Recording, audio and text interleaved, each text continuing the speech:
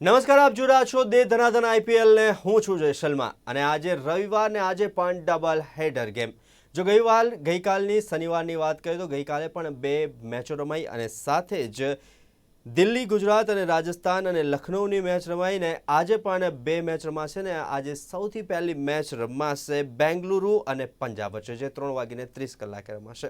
તો આજે ચર્ચા કરીશું ગઈકાલની બંને મેચોની ને આજે રમાનારી મેચની અને આ બંને મુદ્દે વાત કરવા માટે આપણી સાથે જોડાયા છે સ્પોર્ટ્સ એક્સપર્ટ અશોક મિસ્ત્રી.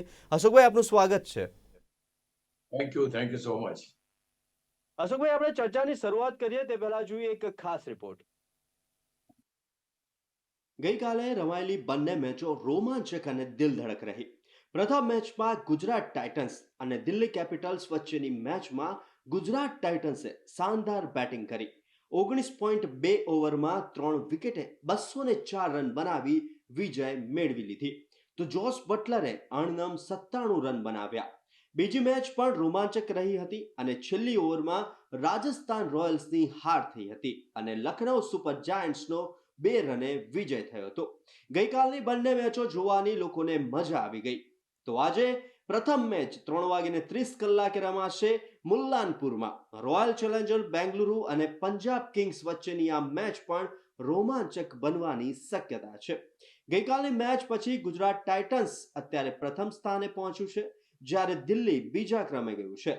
રાજસ્થાન રોયલ્સના પરાજય પછી આ ટીમ 8મા ક્રમે પહોંચી છે.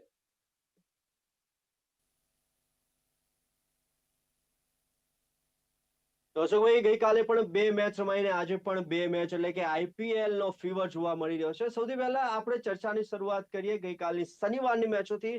તો કેવો રહ્યો શનિવાર? કેટલી રોમાંચક મેચો જોવા મળી ને કેટલા પૈસા વસૂલ થયા ત્યાં પ્રદર્શકોના સાથે જ? ભાઈ, આ તો જબરજસ્ત તમારો સવાલ છે, કારણ કે જે રીતે ગઈકાલની મેચો રમાઈ છે, પહેલી મેચ જે અમે લોકો પણ ત્યાં હતા, બળબડતા બપોરે જે મેચ રમાઈ અને એ વખતે જે ખેલાડીઓએ શારીરિક સ્વસ્થતા જાળવીને જે રીતે ઉચ્ચતમ ક્રિકેટનું પ્રદર્શન કર્યું, ક્યાંક ને ક્યાંક આપણને ગૌરવ થાય. અને આટલી ધૂમ ધકતા તડકાની અંદર ઘણા ખેલાડીઓને તકલીફ થઈ, ડિહાઇડ્રેશન થયું અથવા પાણી પીવું પડ્યું, આ છે તે છે, એ બધું બન્યું. પણ તે છતાંય જેટલી રોમાંચક મેચ આપી છે લોકોએ નરેન્દ્ર મોદી સ્ટેડિયમ પર, ઇટ વોઝ અમેઝિંગ. બંને both teams have played well. ભલે એક ટીમ જીતીને એક ટીમ હારી, પણ બંને ટીમોએ ઉત્કૃષ્ટ ક્રિકેટનું પ્રદર્શન કર્યું. બીજી મેચની અંદર વાત કરો લખનૌ રાજસ્થાન, તો એ પણ એવી જોરદાર મેચ રહી. છેક છેલ્લા સુધી, છેલ્લે બોલ સુધી મેચ યથાવત રહી. એટલો જ રોમાંચ રહ્યો એની અંદર. અને એક ટીમના હાથમાંથી બાજી નીકળીને બીજા ટીમના હાથમાં જતી રહી. વિચાર કરો કયો એવો સમય હતો કે કોઈ ક્રિકેટનો ચાહક ટેલિવિઝન સેટથી દૂર બેસે. હું માનું છું કાલે સવાર જે લગભગ 1:30 વાગે જે ટીવીની સામે બેઠા હશે, એ છેક રાત્રે 1 વાગે ટીવીની સામેથી ઉઠ્યા હશે. એટલીસ્ટ મેં તો એવી રીતના કર્યું છે. તો મારું કહેવાનો મતલબ એ છે કે એટલો રોમાંચક. પહેલી વસ્તુ, પહેલી મેચમાં તમને 400 રન જોવા મળ્યા. So that was fantastic match. બીજી મેચની અંદર તમે જુઓ તો ખરા, રાજસ્થાન રોયલ્સના હાથમાં મેચ છે અને એના હાથમાંથી લખનૌ મેચ છીનવીને જતી રહી. 18મી ઓવરની અંદર આવેશ ખાને 2 વિકેટો લીધી, યશસ્વીની, અને એ 2 વિકેટો એને લીધી. અને 20મી ઓવરમાં એને હેતમાયરને આઉટ કર્યો. તખતો પલટાઈ ગયો. 2 ઓવર્સની અંદર સમગ્ર મેચનો તખતો પલટાઈ ગયો. 2 રનથી હારનો સામનો કરવો પડ્યો રાજસ્થાન રોયલ્સને. હવે આવી દિલધડક મેચો અને આવા જબરજસ્ત રેકોર્ડ રોજે રોજ બનતા હોય તો કોને જોવાની મજા ના આવે? પૈસા તો વસૂલ થાય જ, પહેલી વાત. બીજું કે હમણાંથી તમે ટ્રેન્ડ જુઓ, છેલ્લા 3-4 દિવસથી એવો ટ્રેન્ડ દેખાઈ રહ્યો છે કે bowlers are dominating the match. ગઈકાલની મેચ પણ તમે જુઓ, ભલે પહેલી મેચમાં નો ડાઉટ કે આપણને મોટો સ્કોર જોવા મળ્યો, પણ સેકન્ડ મેચ તમે જુઓ, અગેન આવેશ ખાન આવ્યા અને આવેશ ખાને આખી મેચને પોતાની તરફેણમાં કરી. The bowlers dominate. એની પહેલા આપણે જોયું જે રીતે 95 ઓલ આઉટ થઈ, 113 ઓલ આઉટ થઈ, એ પણ આપણે જોયું. તો દરેક ઓછો સ્કોર હોય કે વધારે સ્કોર હોય, ક્યાંક રોમાંચક મેચો બને છે. અને હવે પહેલા માત્ર બોલર્સ બેટર્સ માટે જ મેચ છે એવું નથી. હવે બોલર્સ પણ કહે છે કે અમે પણ આ ગેમમાં છીએ, અમારું પણ કંઈક વર્ચસ્વ છે. એટલે ગઈકાલની મેચ એબ્સોલ્યુટલી સુપર. પહેલી મેચ તો અમે લોકો તો પ્રેસ બોક્સમાં બેસીને મેચને નિહાળી છે, પણ તે છતાંય ગરમીમાં પણ પ્રેક્ષકો હાજર હતા. રમતને કેવી રીતના એક એનો રિલિજિયન ગણવામાં આવે છે, તમે એ જુઓ સાહેબ. આટલા બળબડતા બપોરે 3:30 વાગ્યાની મેચ અને તો પણ પ્રેક્ષકો હાજર છે, તો પણ બંને ટીમોને ચીયર કરવા માટે પ્રેક્ષકો મેદાન ઉપર હાજર છે. So that was amazing. ઘણી બધી સારી વ્યવસ્થાઓ પણ કરવામાં આવી હતી, નો ડાઉટ અબાઉટ ઇટ. પણ તે છતાંય કોઈ ક્રિકેટનો ક્રેઝ ક્યાંય ઓછો થતો જણાતો નથી. એ ક્યાંક ને ક્યાંક બહુ જ સંતોષની બાબત કહી શકાય. ગુજરાત ટાઇટન્સ જે રીતે જીતી, એબ્સોલ્યુટલી સુપર. પણ દિલ્હી જે રીતે રમ્યું એ પણ એટલી જ જોરદાર રીતે એમની બેટિંગ રહી. તો હું માનું છું કે કાલનો દિવસ બી જોરદાર ગયો, મેચો પણ પૈસા વસૂલ થઈ, તમને મોટો મોટો સ્કોર પણ જોવા મળ્યો, સારી સારી વિકેટો પણ જોવા મળી, સારી ફિલ્ડિંગ જોવા મળી. જે કેચ શાર્દુલ ઠાકુરે લીધો, એ કેચ કેવો જબરજસ્ત સેદમાયરનો, તો એ ક્યાંક ને ક્યાંક જોવા મળ્યું. તો હું માનું છું કે ઓલ સેડ એન્ડ ડન દરેકે દરેક ક્રિકેટના પેરામીટર્સને જોવાની શનિવારના દિવસે બહુ જ મજા આવી. જી અશોકભાઈ, જે પ્રમાણે જોરદાર ગરમી વચ્ચે જોરદાર મેચ જોવા મળીને જોરદાર મેચમાં જોરદાર માહોલ જોવા મળ્યો, એટલે કે કહી શકાય કે આઈપીએલ ફીવર સામે હીટવેવ આઉટ થઈ ગયો. તો ગઈકાલે કેવો રહ્યો હતો માહોલ સ્ટેડિયમનો તેની પણ વાત કરીએ, અને સાથે જ ગરમીમાં પણ લોકો મેચ જોવા માટે આવ્યા હતા. હવે વાત કરીએ દિલ્હીની, તો દિલ્હીની બેટિંગ કેવી રહી, અને સાથે જ 203 રન મેચ જીતવા માટે પૂરતા હતા ખરા? આમ જોવા જઈએ, આપણે જે રીતે આ મેદાનનો ટ્રેન્ડ છે કે 200+ નો સ્કોર બંને ટીમો બનાવી શકે છે. ગઈકાલની બેટિંગ ટ્રેક હતી અને બહુ સહજતાથી સરળતાથી બેટિંગ થઈ. દિલ્હીનો સ્કોર 200+ નો સ્કોર જ્યારે તમે કરો છો એટલે થોડી ઘણી મેચ તમારા તરફે તમારા પક્ષે કરી લો છો એવું કહી શકાય. પણ ગુજરાત ટાઇટન્સના ઈરાદા અલગ હતા. અને ખાસ કરીને શુભમન ગિલ જે પહેલી જ ઓવરમાં આઉટ થયા, રનઆઉટ થયા, અને ત્યાર પછી બટલર આવીને જે એનો જેને કહેવાય ચોગ્ગા છગ્ગાની જે રમઝટ બોલાવીને જે બોલર્સને કહેવાય ને ડિમોરલાઇઝ કરી નાખ્યા, I think that was fantastic. અને જે રીતે એણે આટલું જબરદસ્ત 97 રન કર્યા છે માત્ર 56 બોલની અંદર, અને આટલા બધા છગ્ગા, 6 છગ્ગા એણે ફટકાર્યા. It was amazing batting, lovely to see. અમે આમથી આમ ને આમથી આમ નજર અમારી જાય કે હા આ છગ્ગો વાગ્યો, આ છગ્ગો વાગ્યો, અને એટલો જ રોમાંચ લોકોને મળ્યો. તો I think it was a good on part of Gujarat. અને તમે દિલ્હીની વાત કરી તો દિલ્હી ઓલ્સો, કારણ કે આ દરેકે દરેક ખેલાડીઓ, અક્ષરના 39 રન છે, ત્યાર પછી આશુતોષે 37 રન બનાવ્યા, 205 નો સ્કોર, 203 નો સ્કોર કર્યો. એટલે પહેલા તો એ જોવા મળે. હવે બીજી એક વાત એ પણ થાય છે, ક્યાંક ને ક્યાંક દિલ્હી આપણે એમ જાણતા હતા કે એમની બોલિંગ એટેક બહુ સારો છે અને બહુ સારી પ્રદર્શન. ગઈકાલે એમનો બોલિંગ એટેક આપણને એટલો બધો ઉમદા જોવા ના મળ્યો. એટલે આ પણ એક વસ્તુ કે હવે એમને પણ જોવું પડશે કે 205 નો રન, 205, 203 નો સ્કોર કરીને એ સ્કોરને ડિફેન્ડ કરવો એ દિલ્હીના બોલર્સના હાથમાં નથી. એમના હાથમાંથી મેચ તોય નીકળી જાય. એટલે આ વસ્તુ કાલે દિલ્હીની બેટિંગમાં જોવા મળી. જે સ્કોર્ડ વેલ. હું માનું છું કે આ તો વિનિંગ ટોટલ છે જ, પ્રોવાઇડેડ તમારા બોલર્સ તમને સપોર્ટ કરે. તમારા જે સ્ટાર બોલર્સ છે, if they don't support you તો તમે મેચ જીતી ના શકો. એટલે ગઈકાલે એ જ પ્રમાણેની સ્થિતિ થઈ. દે વેર આઈ મીન જેને કહેવાય ને એમેઝિંગ પરફોર્મન્સ જે ગુજરાત ટાઇટન્સનો હતો, એની સામે આ બધા બોલર્સ ફીકા પડ્યા. તમે ગરમીની વાત કરી, મેં તમને કહ્યું એ પ્રમાણે કે આટલી બધી ગરમી હોવા છતાં પણ પ્રેક્ષકો મેદાન ઉપર હતા. ઓફકોર્સ થોડી વાર અંદર જતા રહે, અંદર જે મીન્સ કે જ્યાં છાંયડો છે ત્યાં જતા રહે, પછી પાછા અહીંયા આવે, અને આફ્ટર 4:30, 5 વાગ્યા, 5:30 પછી પ્રેક્ષકો બધા જોરદાર સંખ્યામાં જોવા પણ મળ્યા. લોકો આવ્યા પણ ખરા અને મેચને માણી પણ કરી. કારણ કે આ જે ગરમી હતી એમાં તો બટલરને બી તકલીફ થઈ ગઈ, અક્ષરને બી તકલીફ થઈ ગઈ, ઘણા બધા ખેલાડીઓને મેદાન ઉપર પડી ગયા, અથવા તો ક્રેમ્પ આવી ગયો, કે ઘણી બધી તકલીફો થઈ. But all sad and done એમણે તમામે જે એમની શારીરિક ક્ષમતાનો પરિચય આપ્યો છે એના માટે હેટ્સ ઓફ કરવું પડે. કારણ કે આ ગરમી કોઈનાથી સહન થાય એવી નહોતી, છતાં પણ આ ખેલાડીઓએ સહન કરી અને એમને જોવા આવનારા પ્રેક્ષકોએ પણ સહન કરી.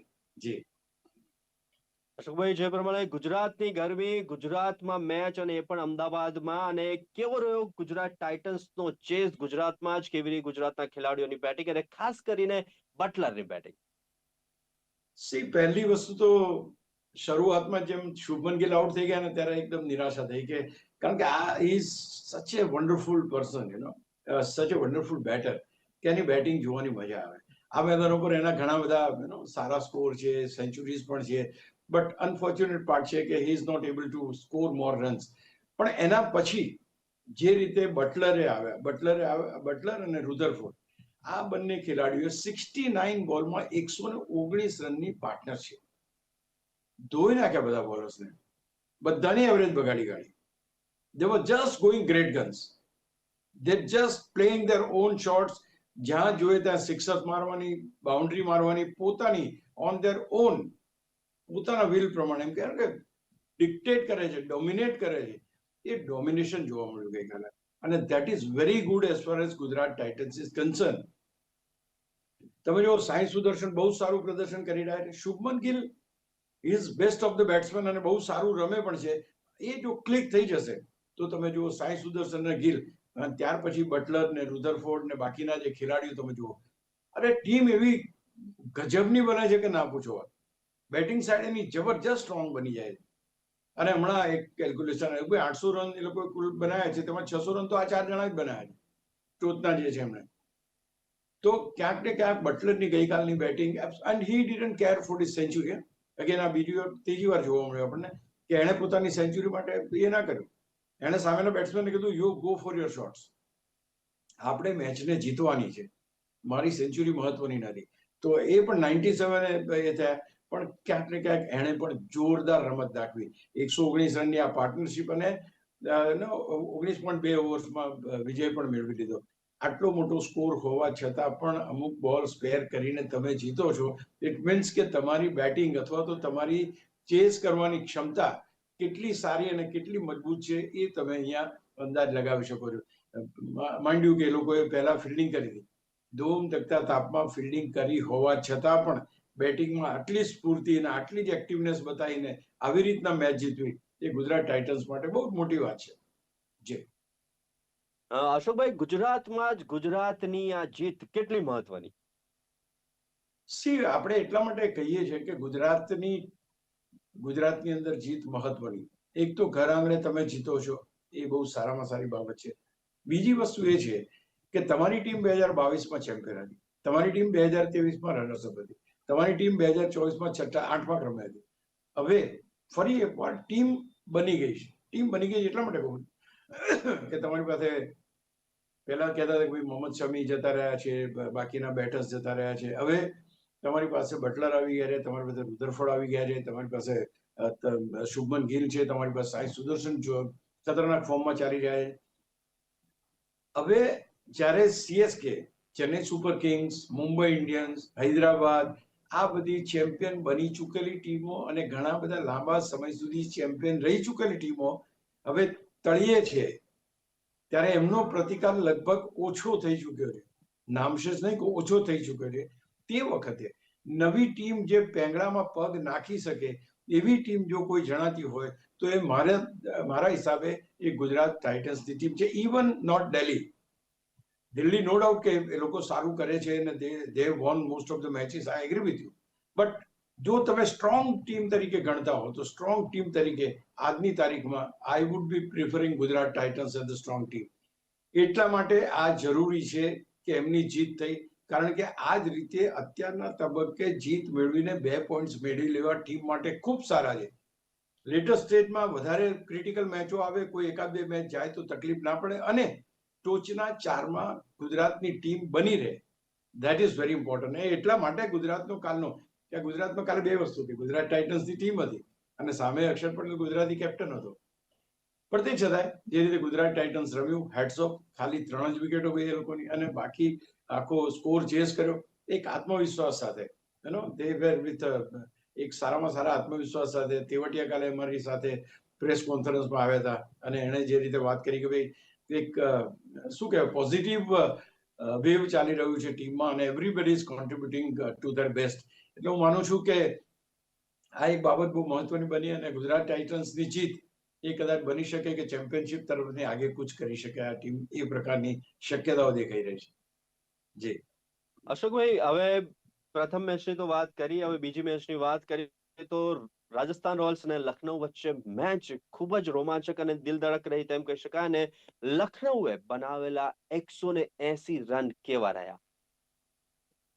બસ કાલની મેચ રાજસ્થાનની ને મેચ જે હતી, લખનઉએ બનાવ્યા જે રન 180, શરૂઆતમાં એમ લાગ્યું કે આ કંઈ બહુ પૂરતો સ્કોર નથી. અને જે રીતે સ્ટાર્ટિંગ થયું, જે રીતે પેલો 14 વર્ષનો છોકરો ગઈકાલે રમીને જે શાનદાર પ્રદર્શન કર્યું, let me make a mention of it. He was such a wonderful better. કે આવતાની સંગાતે એને 6 મારી અને 3 છગ્ગા સાથે, ભલે એ સ્ટમ્પ મીન્સ કે સ્ટમ્પ થઈ ગયો અલગ વસ્તુ છે, પણ જેમ આજે આટલો એક જુનિયર ખેલાડી કહી શકાય, એ ખેલાડી આટલી મોટી ટીમ સાથે, યશસ્વી જયસ્વાલ જેવા બેટ્સમેન સાથે ઓપન કરે છે અને આટલા કોન્ફિડન્સથી રમે છે. ભલે ગઈકાલની વાત આપણે કરીએ તો કદાચ રાજસ્થાનની સ્થિતિ ખરાબ હતી, પણ he has done his best અને હું માનું છું કે એક લાંબા ગાળાના ખેલાડી તરીકે આ રાજસ્થાન રોયલ્સના ખેલાડી મળ્યો છે. નાવ કમિંગ ટુ લખનૌની તમે વાત કરી, લખનૌના 180 run, Markram was absolutely fine, 66 runs એના હતા અને ગઈકાલે બદોનીના 50 રન થયા. આ બધા ખેલાડીઓએ રન કરીને 180 રન થયા. ઇવન સમજ જે છે એના પણ સ્કોર થોડો જોવા મળ્યો. તો ઇટ વોઝ નોટ ઇનફ, પહેલી વાત, કારણ કે 200+ સ્કોર અત્યારે ચેસ થઈ જતો હોય ત્યાં આપણે 180 ની વાત કરીએ તો એ કઈ યોગ્ય ના કહેવાય. But all sad and done પરિણામ સારા એટલે તમે લખનૌને એમ કહી શકો કે હા, whatever they have done એ પ્રૂવ થયું, ચલો સારું થયું અને ટીમ જીતવામાં સફળ થઈ. જી અશોકભાઈ, જે પ્રમાણે આપણે લખનૌની વાત કરી તો રાજસ્થાનનો ચેઝ અને છેલ્લી ઓવરનો રોમાંચ સૌ કોઈએ તેમની ખુરશી પકડી રાખી હતી. શું હવે આવેશ ખાન છેલ્લી ઓવરનો બાદશાહ બની ગયો તેમ કહી શકાય? એબ્સોલ્યુટલી. આની પહેલા પણ આવેશ ખાને મેચ બચાવી છે અને ધીસ વોઝ સેકન્ડ ટાઈમ કે એણે 18મી ઓવરમાં 2 ખેલાડીઓને આઉટ કર્યા, જેમાં યશસ્વી જયસ્વાલનું પણ નામ સામેલ છે.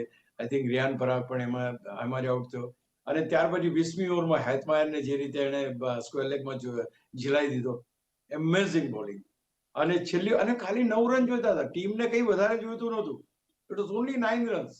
એક સિક્સર વાગે તો વાત બધી પતી જાય, but he did not gave any chance to the batsman. અને હેતમાયર જેવા બેટ્સમેનને કાબુમાં રાખ્યો ને એને જે ઓન સાઇડમાં શોટ રમવા માટે પ્રેશર લાયા એની ઉપર અને કેચ આઉટ થઈ ગયો. અને the way team has won, એમ કહી શકાય કે એક લખનૌ જે કહી શકાય કે રાજસ્થાનમાં હાથમાં આવેલી બાજી જે છે એ ક્યાંક ને ક્યાંક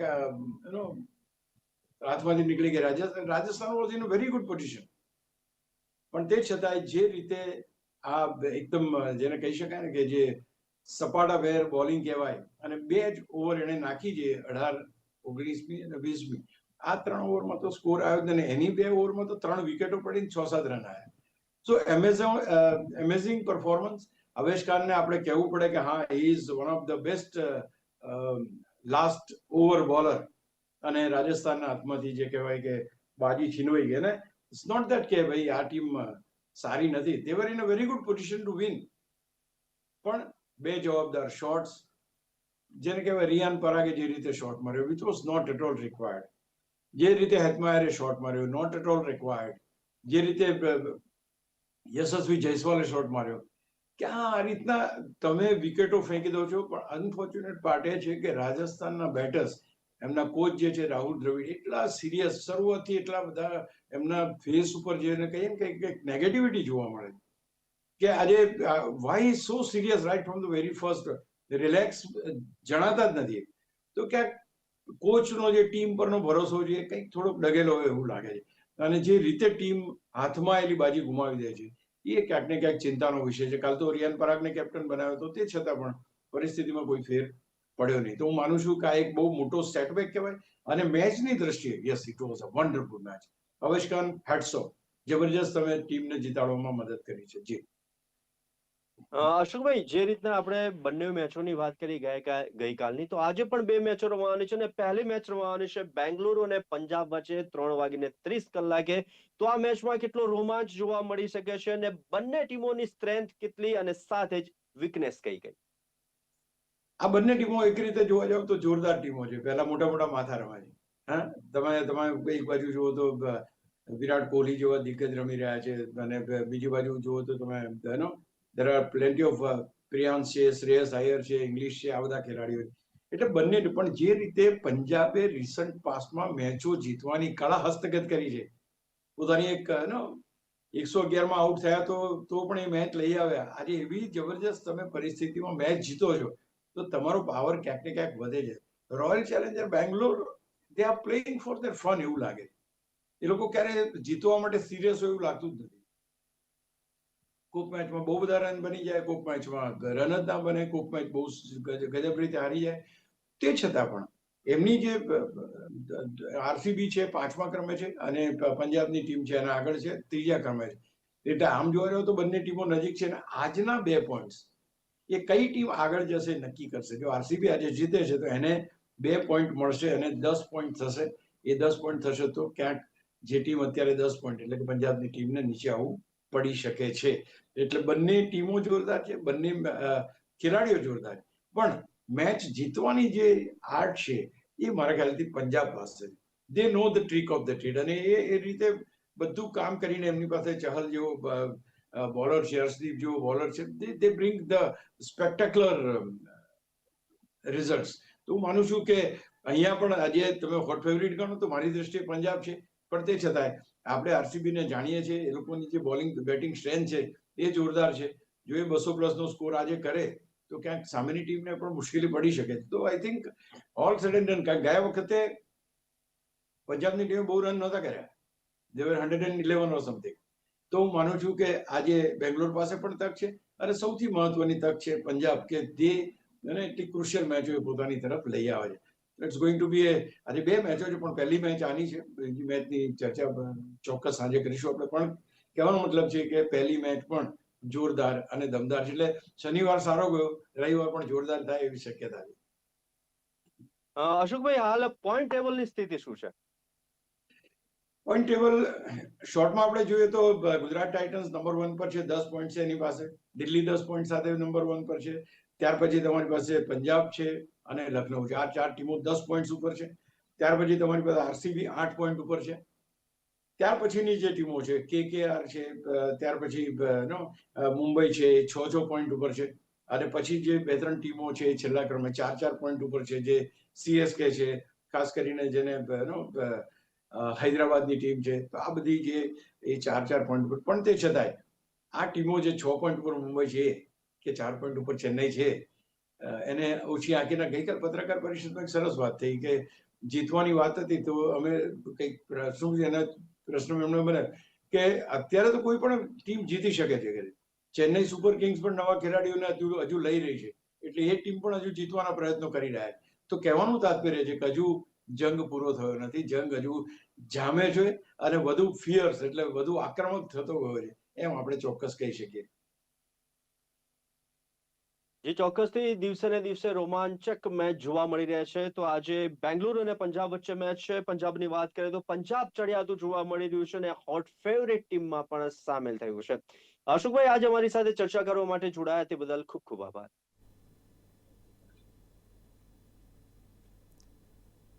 તો આથી દે ધનાધનમાં મેચની ચર્ચા. ગઈકાલે પણ રોમાંચ જોવા મળ્યો, આજે પણ રોમાંચ જોવા મળી શકે છે. આજે પણ 2 મેચો છે. આવી જ રીતના આઈપીએલની દરેકે દરેક મેચોના પ્રિવ્યૂ, રિવ્યૂ, ડિસ્કશન અને એનાલિસિસ જોવા માટે જોતા રહો દે ધનાધન આઈપીએલ સાંજે 5:30 નમસ્કાર.